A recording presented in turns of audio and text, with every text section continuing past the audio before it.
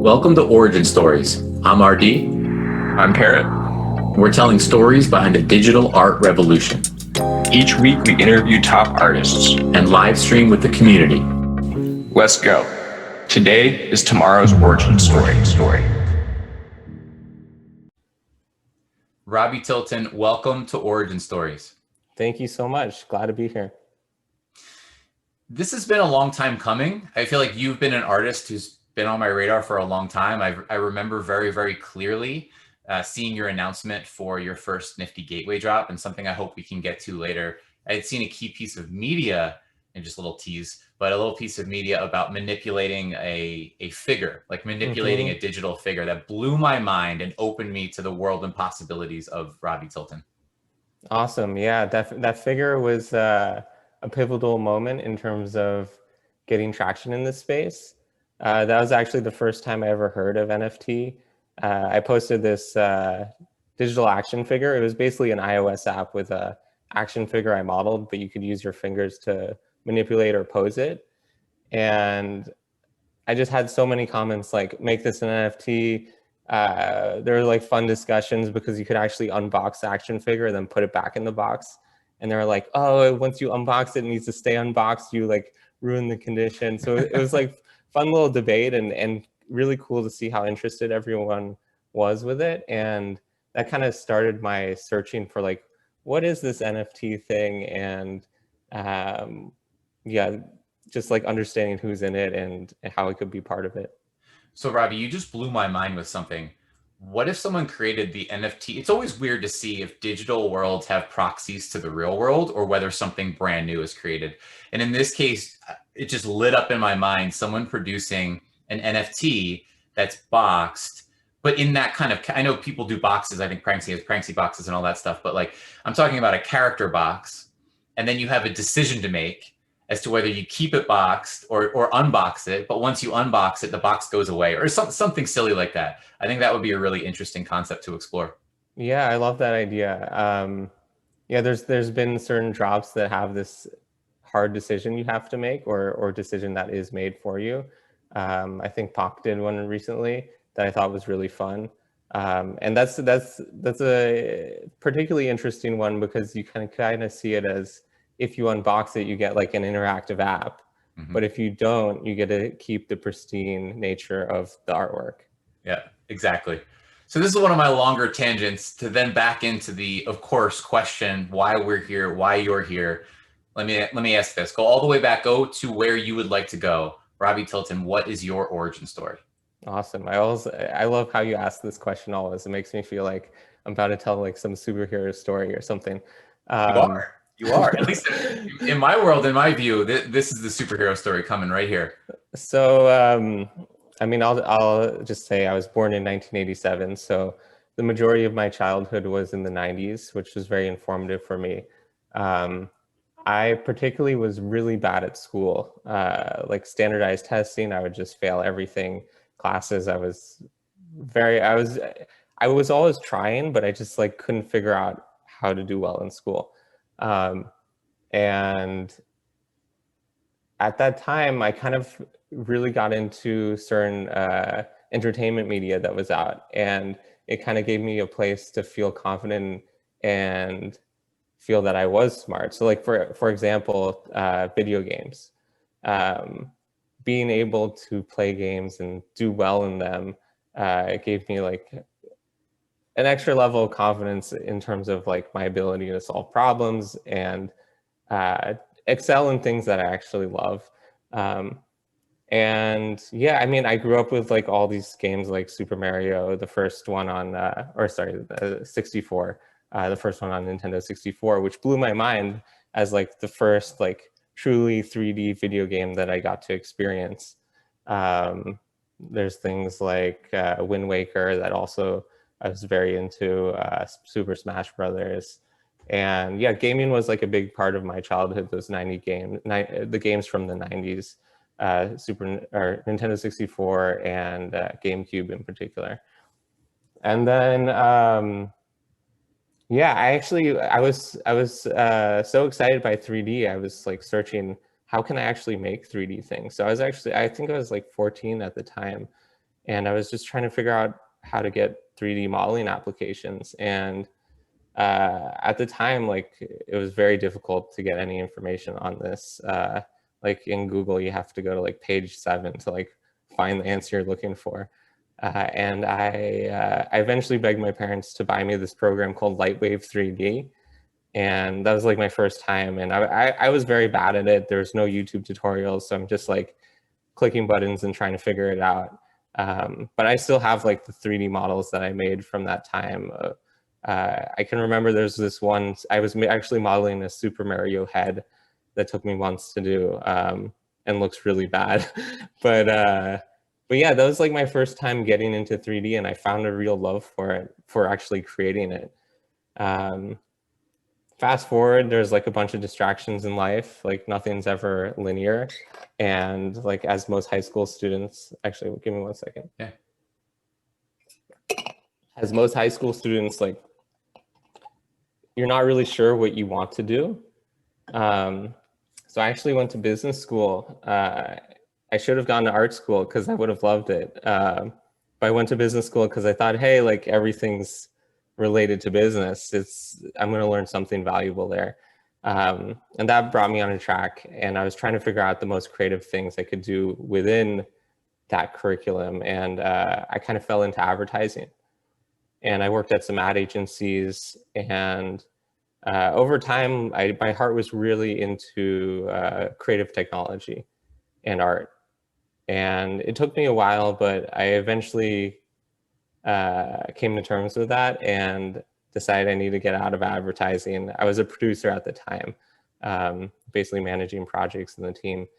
And I applied to graduate school. So I went to NYU ITP, and I learned how to code. I learned how to design. And yeah, that was just like an incredible time for me, because I finally had the resources to learn what I wanted to learn. And I kind of skipped a bunch of steps. There's like many times I tried to learn this stuff on my own and failed. But it was really awesome to like have that support system of the school and the professors there. And that led me to like my first dream job. At the time, my thesis was on volumetric displays for gestural interfaces. So I actually made three-dimensional displays and created like, yeah, gestural interfaces with your arms and your hands to interact with them. And this was about near graduation is when Google Glass was announced. Mm-hmm.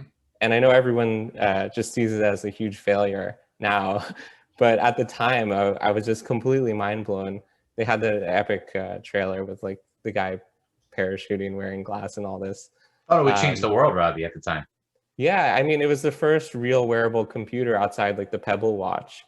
And it kind of opened people's imaginations to this idea of like an augmented reality future that potentially may exist.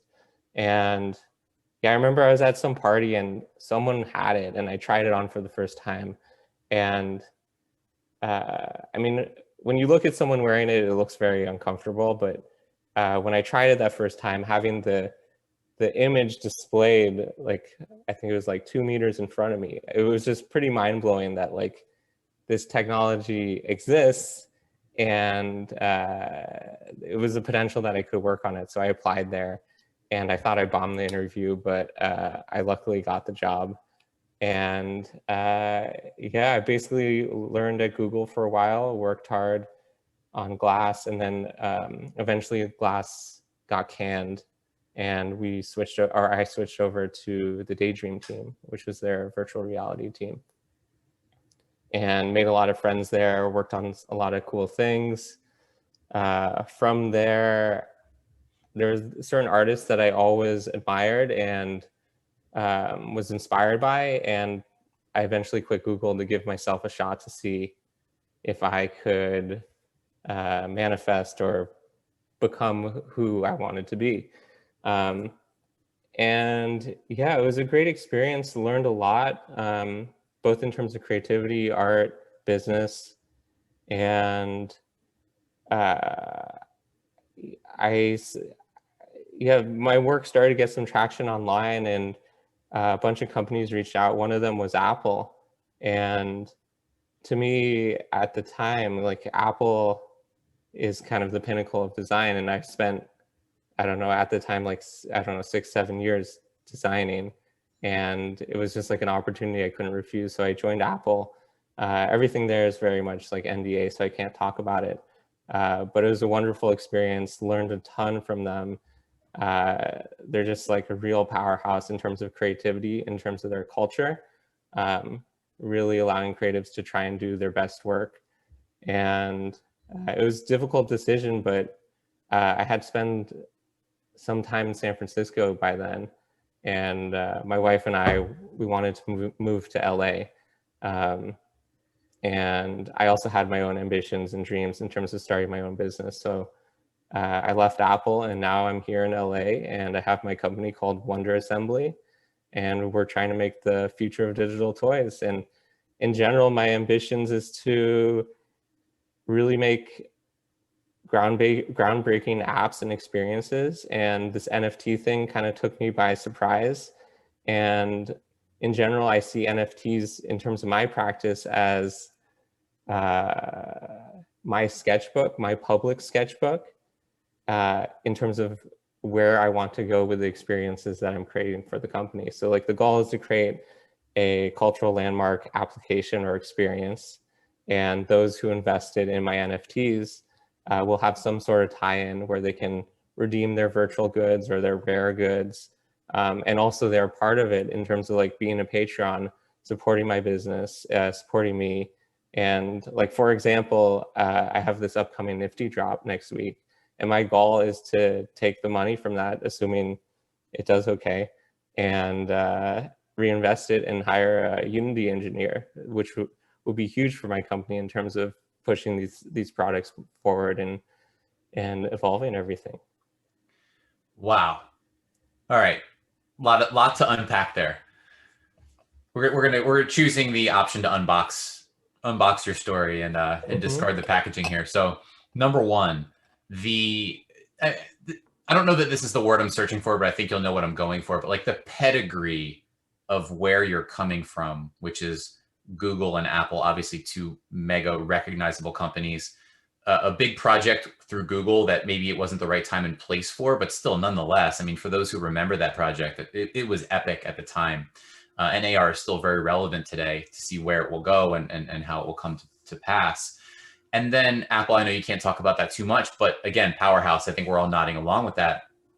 It's a pretty stellar background to be then, jumping out of Apple to do your own thing, trying to change the app landscape, and then seeing NFTs as, your words, that public sketchbook. I like that philosophy. It's interesting because my first question before you filled in the blank was, coming from these backgrounds and then having your vision to create your own company, your own app, change the world in that way. Yeah, why NFTs? And so public sketchbook seems to be the answer, and you're bridging that gap now with some sort of teaser tie-in from what you're doing here on Nifty Gateway, all the way back to what I guess you will be releasing at some point. Yeah, I basically see it as a better Patreon in terms of it rewards the collectors way better, and it rewards me way better.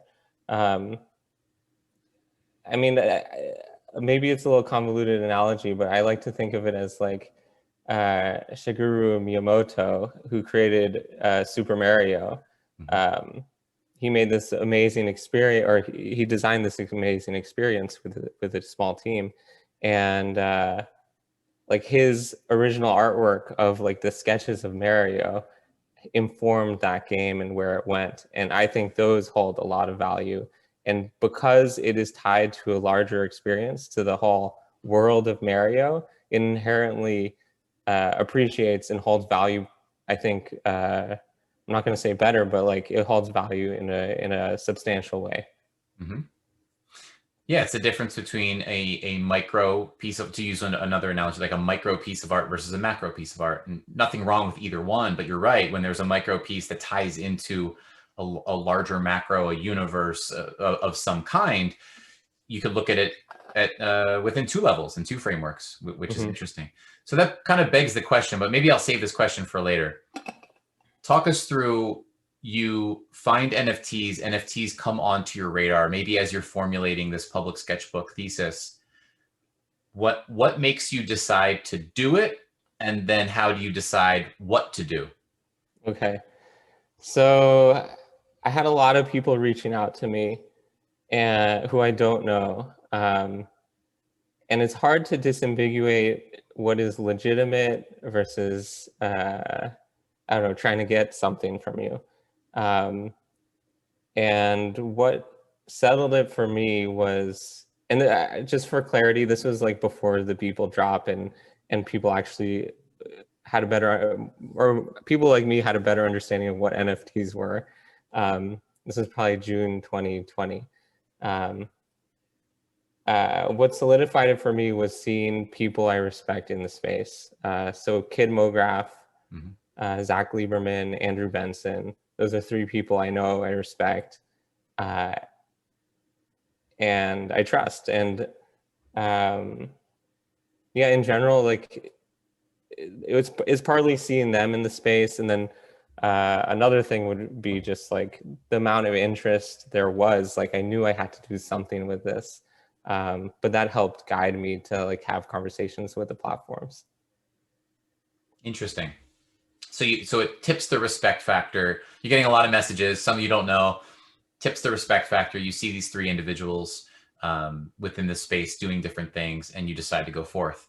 Yeah. So exactly. then you go either direction, but your choice of art specifically, so your first card set, or the platform itself, Nifty Gateway, go either direction. How do you decide that what to do and then where to do it? Right. So I mean, where to do it? I'm happy to answer both. I originally applied to Super Rare, to be honest, and didn't hear anything from them. No shade on them at all. Like I know they have like too many artists applying to be able to see everything. But in my inbox, I had a message from Nifty Gateway and Foundation.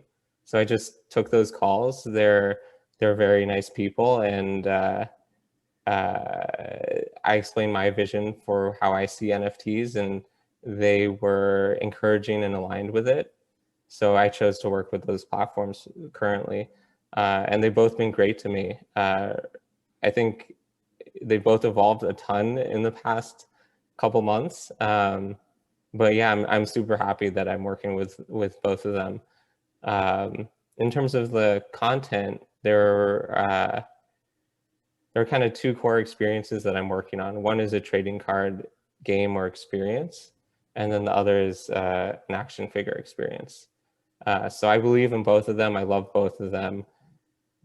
At the time, I put out a video of each of them. So I had a trading card video and I had a action figure video, and the trading card one just blew up.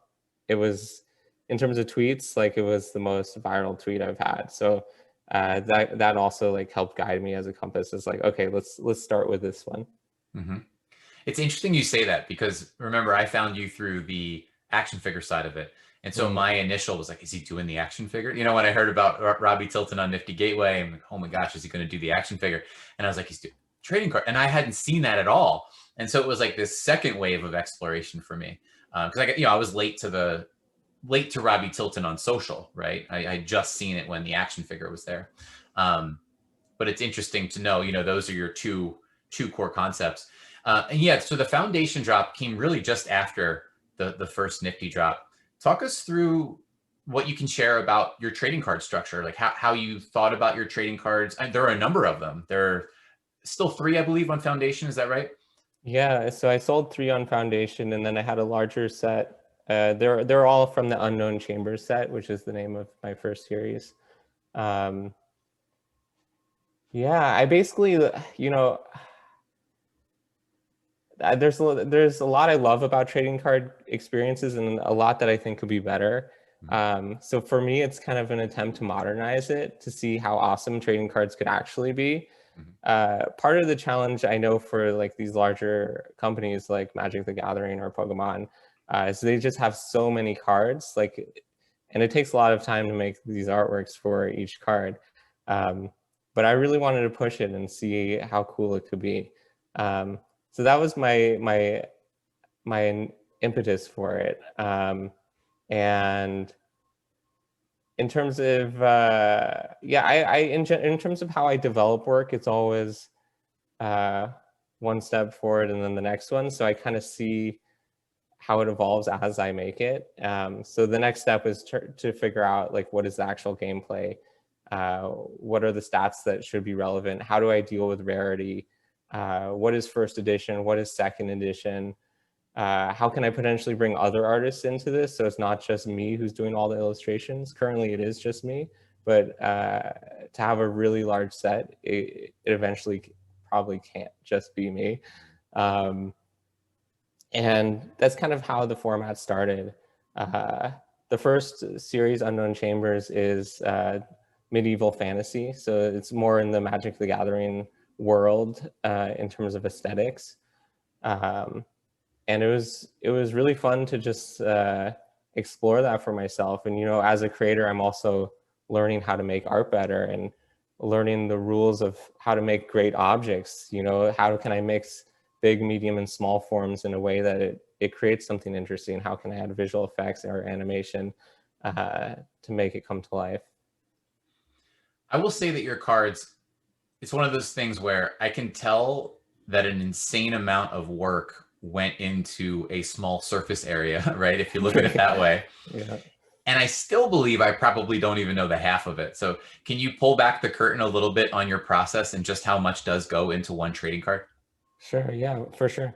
I would like to say one thing that I just thought of in terms of cards, because I think my relationship with interaction design helped inform my love for cards as well, in that so much of the content we interact with online or digitally is essentially a card. You know, it's not in a trading card format, but like these algorithms are constantly serving us up cards that we interact with. And I think part of my history with just like designing other forms of cards helped me pivot or think about these cards, which are more trading card or trading card game cards.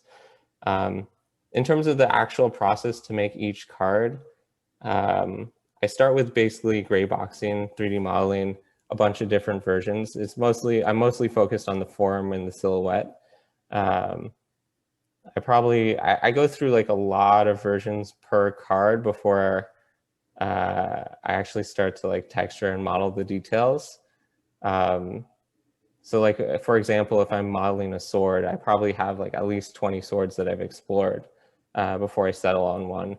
And then once I settle on one, I basically refine the forms, refine the geometry, texture it, model it, light it, render it, and then do that all over again because it's never good enough on the first time. So tweak it, render it, tweak it, render it, that sort of thing. And how long front to back that your most involved cards, how long does that process take? I think I had one card take 2 days, which was like the shortest. Mm-hmm. I've had cards take, I don't know, probably 7 days max, so 2 to 7 days per card. Part of that is like how many times I need to redo it. Oftentimes I throw out cards because I just don't think it's good enough. And then I try and do a different one. It's challenging because, you know, sometimes, I mean, the level of good enough is completely up to me, but yes, I often sink time into cards that I then realize I can't salvage or I can't push it through to be good enough. So then I just have to move on. Yeah. Yeah, that's interesting. I find I have that conversation with a number of artists that I would consider, I don't know, very experienced, right? Have been either worked for large companies or been doing their own artwork for quite some time. That usually comes up, that concept of being okay with throwing something away if it's just, no matter how much work has gone into it, if it's just not clicking, it gets thrown into the wastebasket. Mm-hmm. Yeah, I think my experience at Google and Apple has made me very comfortable with that. Mm-hmm. And just knowing like things take a lot of iteration a lot of time, and yeah, for the love of the project, you need to make the right decision. So like killing something is fine. Yeah.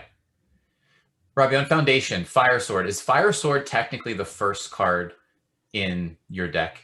Yes, that's correct. Yeah. Yeah. I had brief visions of collecting that card. Awesome. Yeah. I'm hugely appreciative of the collector, Arctic. He purchased 3 1-of-1 cards of mine and just has been a really supportive person, and we've DM'd, and really nice individual. I'm not appreciative of Arctic. I'm just kidding. Just kidding. Arctic, congratulations. Well done, sir. But yeah, it was. I do have that pseudo. You know, I collected different things growing up, comic books and baseball cards, general sports cards, etc. And so there is that always piece of my brain that when you throw, whether it's a card deck and first editions and putting pieces together, it's all pretty fascinating to me. So as soon as you started releasing details, then it was clear what was the first card that ultimately captivated me. Yeah, there's also one thing about the cards I don't think anyone knows, or it's hard to notice. It's like if you zoom in, if you bought the NFT and you have the 2K by 2K file, you can see it, but there is like a first edition stamp in the bottom corner. And then I also do have a rarity system built in on the card for players to know about. In the bottom right, there's a, what's the word? Basically like 4 bubbles or 4 markings, and based on how filled they are is the rarity that card will be pulled in the actual game. Interesting. Easter eggs. Easter eggs, yeah.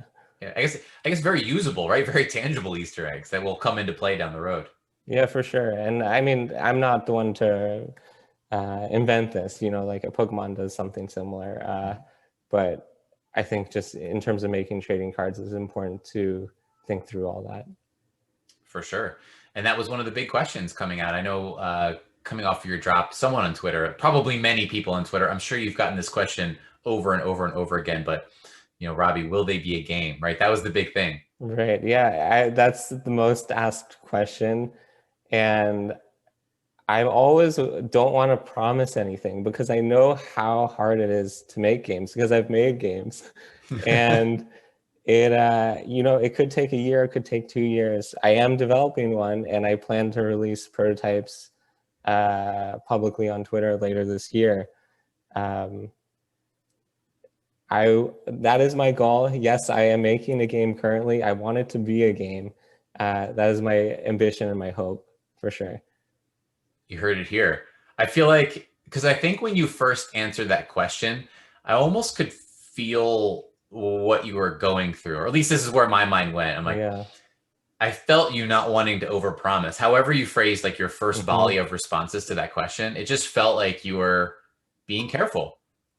Yeah, I am being careful because, you know, there's a lot of the cards, the NFTs. I mean, relative to some big players, they're cheap, but to me, they're not cheap. I'm used to selling apps for $1, and you do one small thing wrong in the app, and you get a lot of feedback in the reviews, like asking you to fix it or change it, or they're just unhappy with it.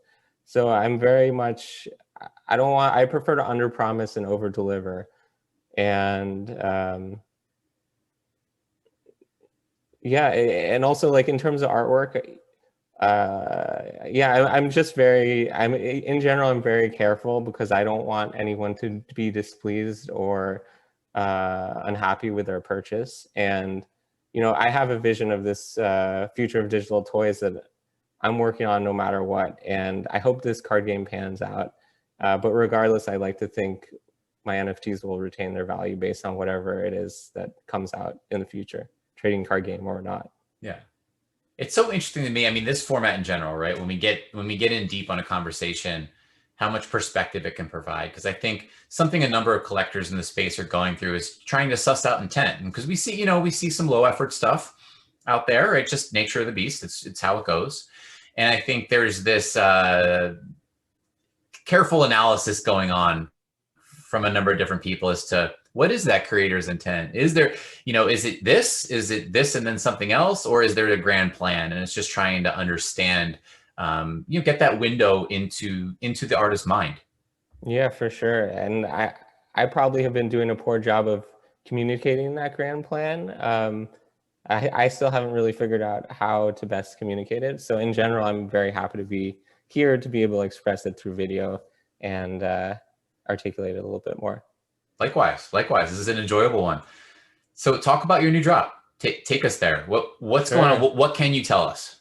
Yeah, so like I'm pretty public with my drops. Like I post all the NFTs before the actual drop. So I have 8 wand cards, which you can see on my Twitter. Those will be in a pack format.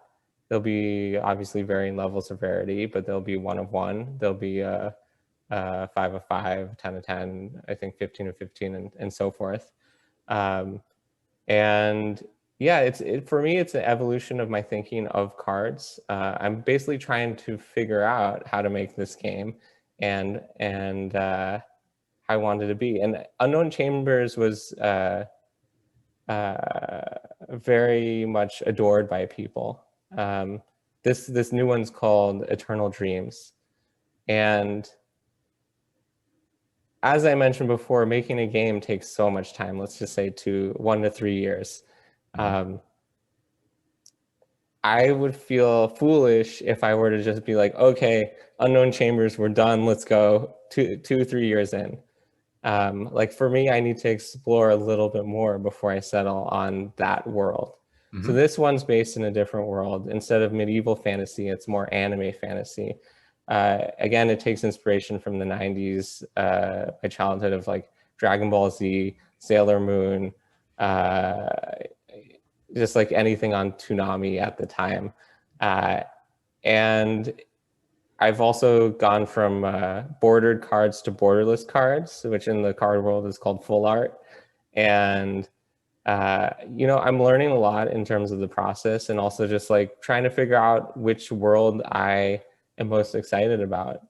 And this world also, this series is all wands. So it was a constraint I added for myself. The last series had like swords and potions and all sorts of things. But this one, I wanted to really hunker down on my object design skills and focus on a single type of object and see how that would change my practice. So in general, it's a different world, and also it's all focused around one type of object. It's still magic and fantasy oriented, but this is my first full art card series, and in general, I'm really happy with how it turned out. It's definitely got a different vibe than the last one, and I'm just in general curious how people will receive it. Tell us about pick one of the 8, and give us a little bit more, something that comes to your mind, something that's fun for you. Yeah, sure. So, I mean, there's a few things I could talk about. So I'll talk about the Galaxy Wand, which is the 1 of 1, which is the first card I did in that series. In creating that, there's a lot of like questions I'm constantly asking myself and figuring out. And for me, that is a very fun part of the process. Like, how does this translate into a game? If it was in VR or AR, can I actually hold this wand? Or is it just a card that's played on a surface? I think wands in particular are very powerful for spatial computing, VR, AR, because they are like a pointing device, they're a gestural device, and also they're like a tactile device in that you can like physically hit things. And I think wands are interesting, yeah, just in terms of spells and this idea of like conjuring spells. And I think that one of the main things I learned from going from the last set to this set is previously I was very much thinking of it more as like traditional card games. And in the process of making these wands, I'm realizing I can do something much more exciting in terms of an experience that's outside of like a board or a normal card game. So I do call it like a trading card experience instead of a game, partly because I want to break the confines of what we're used to in terms of card games. And I think like ultimately that'll differentiate this and potentially make it more successful. want to go back to something you said that blew my mind a little bit in terms of how thoughtful it is and how many possibilities lie ahead. I didn't think initially of wands from that perspective, but now thinking through to VR headset, what you hold, what projects on, super interesting. I mean, in terms of being able to go in a million different directions with actualizing a wand, whether you even go and walk that path or not, that's just where my mind went of like, oh, of course, if I'm in an app or if I'm in a world or if I'm in an experience or if I have a headset, it plays so well with the interaction between you and whatever you're viewing. Yeah, and that's exactly right. Yeah, I'm excited for it, and yeah, I don't know what else I should say about that. I don't want to reveal too much about the interaction side of things, but yeah, I think there can be a nice balance between what lives in the card and what lives in the world. Let's just say that. Cool. Yeah. And to be clear, everybody, I know nothing. I'm just sitting here talking. So yeah, sorry, I don't mean to don't reveal anything you don't want to, but please feel free to reveal what you're comfortable with. For sure. Yeah, man. This is exciting. So Friday, May 7th, of course, is your next Nifty drop. And in the meantime, while we wait for that, Rob, you want to play a game? Sure, let's do it. Game is the lightning round. Okay. I'm going to throw topics at you. The idea is mainly hot takes. So first thing that comes to mind, string of words, a phrase, a sentence or two. If a topic fires you up and excites you, feel free to hit timeout and go on a complete tangent. Okay, awesome. All right, here we go. Digital art. I mean, the first word I think of is native. I just think it's so core to who I am, and I'm just so happy that this native platform is getting a native way to have commerce. Ethereum. For me, it's the only crypto that makes sense. Oh, interesting. Can you care to expand on that? Actually, I'm breaking my own rules, but care to expand on that? I think I'm not a crypto expert, so there's probably other coins out there that people are going to tell me about. But for me, it has the potential to link with other things. The whole idea of smart contracts that I think is huge. It has Ethereum 2 coming in terms of efficiency. And then this is very superficial, but it's just got a really good name. Nice. It's a good. Gave tangible reasons, and then your. I mean, it just sounds cool. Like, oh, it's 5 Ether or whatever. You know, like in terms of future currency, it needs to roll off the tongue. So, like branding wise, I like it. Nice. Super Mario Brothers. It reminds me of the Super Mario World when I was a kid. I was trying to compete to beat the world record, which was, I think at the time, like 12 minutes and like something seconds. And I was like, I got like 20 seconds. I was 20 seconds short of like getting there. Wow, that's pretty, pretty solid. Yeah, I trained like every day trying to beat that for no reason. Yeah.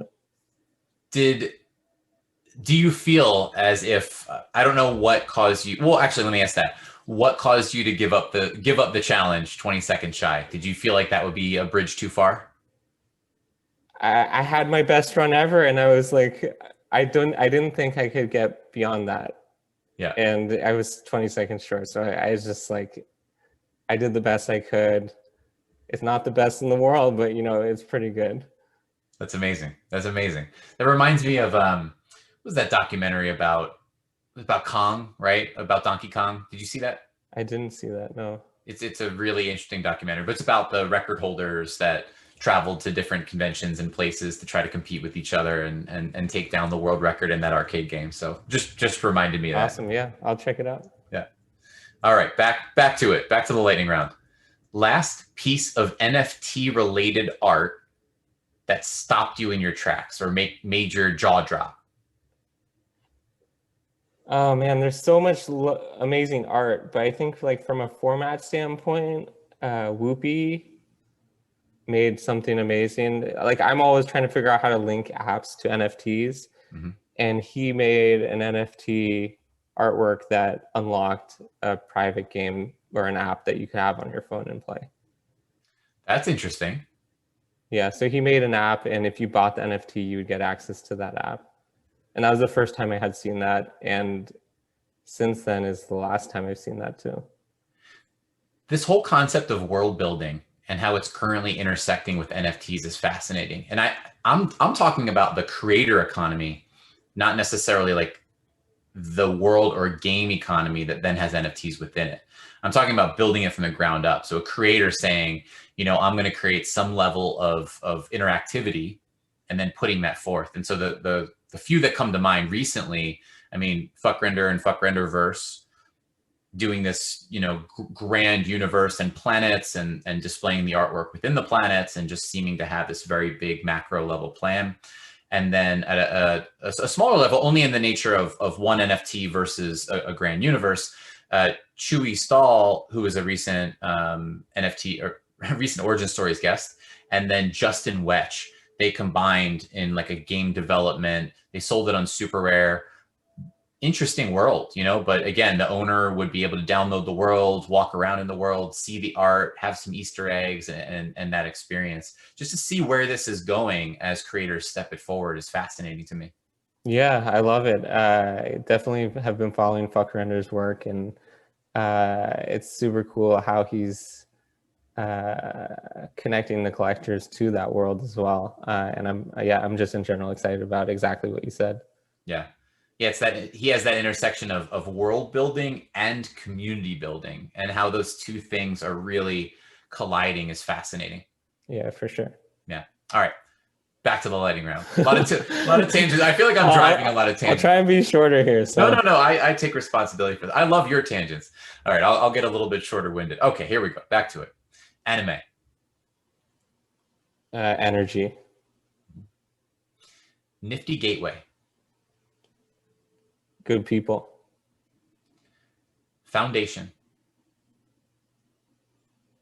I think of Foundation as like, it's become like the place of like super rare one of ones, you know, like yeah, like to like the best memes, which I actually think are some of the best investments, are always on Foundation. And I'm in general rethinking my strategy in terms of how I participate with Foundation, which I do plan to continue, in terms of like making sure it's like the rarest and the most one of one and special thing that I can put on there, because I think they've really carved that out in a nice way, whether it's intentional or not. But yeah. Interesting. Actually, fun fact, you, Robbie Tilton, are the reason why I opened a Foundation account in the first place. Oh, wow. And I remember that because you were at the very beginning. Yeah. And I remember exploring it. I remember seeing the UX. I was like, this is a cool UX. This is interesting. And I remember also being frustrated to jump through another hoop of a platform at the time. Now there's a million others, so it's like just what you do. But at the time, I'm like, oh, geez, I have to go over here to find Robbie, you know? And I remember opening that account and engaging in some bidding over there. But that really opened my eyes to them. So I thought it was interesting. You were a pioneer over there. Yeah, they're just, I talked a bunch with the CEO and co-founder, and they're just all really good people over there. I actually worked with the co-founder's wife at Google, but that's not why I got introduced to them. I actually had a bunch of other friends tell me to talk to him. And yeah, it's just all been really great. Fire Sword. Oh man. Game changing. Health Potion. Tricky. And I say that just because it was really hard to get the glass right on that. I had to do a lot of tricks, technical tricks, to get it to look good. Adventure Map. I would say Breath of the Wild. The last piece of NFT related art that you saw and thought, why don't more people know about this?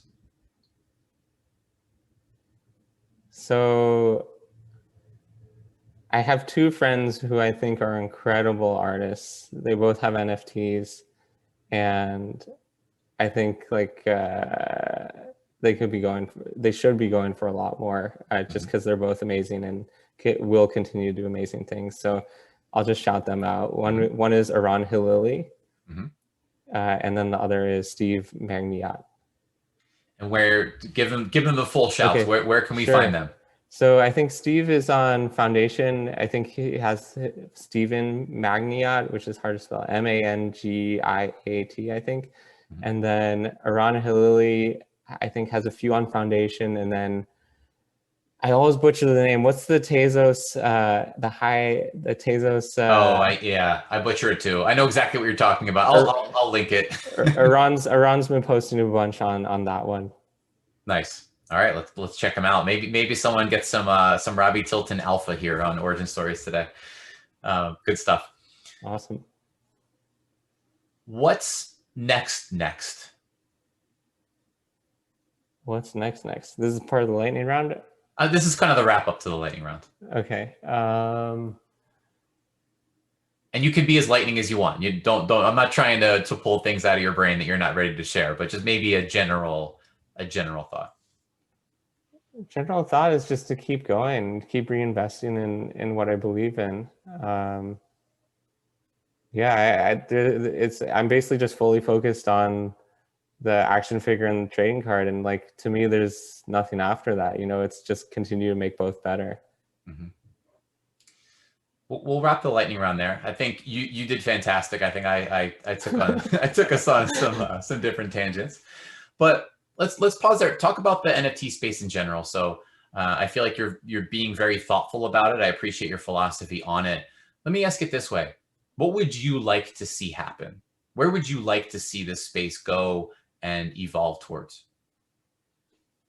It's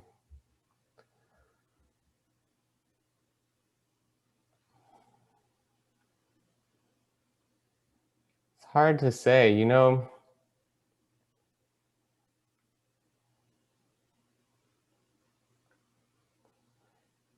I feel like, I don't know, this might be like a bland outlook, but I feel like as things mature, they generally normalize in similar ways, where there's kind of like the blue chips, the medium tiers, and like maybe the lower tiers.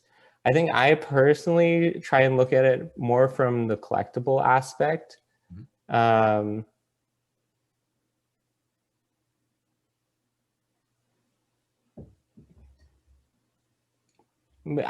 guess, I think they're right now the collectibles and the artworks, even though collectibles are artworks and artworks are collectible, they're all kind of mashed together. And I think it's a little hard to disambiguate.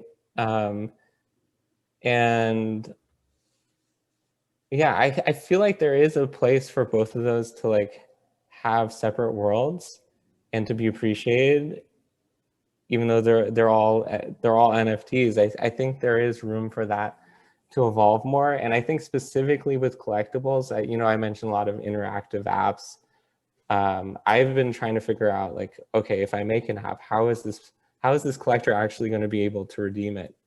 Do they like, how do they connect their token? Like, kind of like, even though I don't like Facebook, like Facebook Connect, like I would love for someone who has an artwork to be able to click a button, it authenticates it and lets them experience something else from it. So like, I'm personally really excited about that, but I also like in terms of the market, I think there could be more distinguishing between those two worlds. That's what I can't wait to see. I mean, all these different areas of complexity become normalized, right? I keep using this random analogy of like when your wallet becomes nothing more than an app, as easy as it is to flip through your phone and click on an app and interact in that app, that just becomes second nature. When wallet connection and the various actions that you engage in within a wallet, when it becomes nothing more than opening whatever, your Facebook, Instagram, Twitter, TikTok app, when it's that, and I think it will get there eventually, I mean, that's going to be a pretty groundbreaking moment. Yeah, for sure. Yeah, I'm also excited for that. And then that goes right into what you're saying, which is then the connection, like what that will allow when that's seamless and easy, what that will allow and what you want to do, which is instantly, instantly connect something that someone holds to an experience, I think that goes hand in hand, or maybe slightly different, but they'll both get walked forward in a pretty appreciable manner. Yeah, definitely. Yeah, I hope we will get there. I think we will. It's just, when will it happen? It's the magic question. And actually, it's funny because we can look at the other end of that, the when will it happen, and we can go back to, Google Glass. Right? We can go back to Google Glass and say, when will it happen? Like AR, very clearly relevant, has had many shining moments along the road, but when do we see it baked into human experience on the regular? I think it has to come at some point, some form of it anyway. Yeah, I mean, my general thought is, when there's a mass collective amount of people who all, like, you tell them an idea or a thing, and they all have the same vision in their head, it's inevitable that that will become real. And for me, that's what augmented reality is. Like, there's no way it cannot become real, because everyone has such a clear picture that's cohesive with each other of what it is. It's an interesting philosophy. So make a prediction here on origin stories. When does it happen, and who or what driving force do you think pushes it into the mass populace? For NFTs or augmented reality? I'm going now. I shifted over to the augmented reality. The AR. I have no idea. I mean, yeah, I have no idea. In general, things always take longer than people think. So, like, I don't know. I conservatively would say like 10 years. Okay, I can appreciate that. Yeah, I would love to be proven wrong and it comes sooner, though. I'm not. Yeah. So Robbie, this was great. This is really a good time from my perspective. Again, as an artist who found probably well past when you were already posting and doing your thing, felt like I was a bit late to the Robbie game, but caught your first drop and went on Foundation specifically for your artwork. So I think your level of detail and just the general level of your craft, just to go back to that word, is exceptional to me. Seeing that in your digital toy video, and then seeing that come out in each and every card that you're putting forth, both with your past drops and one-of-ones, as well as the drop coming up on Nifty Gateway, May 7th, of course. But yeah, you keep repeating that in different ways and in different methods. You keep repeating that process of incredible detail, incredible craft. So I appreciate you, man. Awesome. Thank you. I appreciate the kind words. I appreciate you having me on here. So thank you very much. For sure. And Rap, tell everyone, where can they find you? Where would you like to direct someone who's interested in learning more about Robbie? I try and be everywhere. So, I mean, whatever platform you're interested in, hopefully I'm on it. Twitter, Instagram, Nifty Gateway, Foundation. And it's just Robbie Tilton, right? Yep. Robbie Tilton, all one word, Tilton. Yep, that's right. All right. Robbie, we will talk to you soon for hopefully a future milestone origin stories when something massive happens, which I am pretty confident it will. Awesome. Sounds great. Thank you. Take care, man. Take care.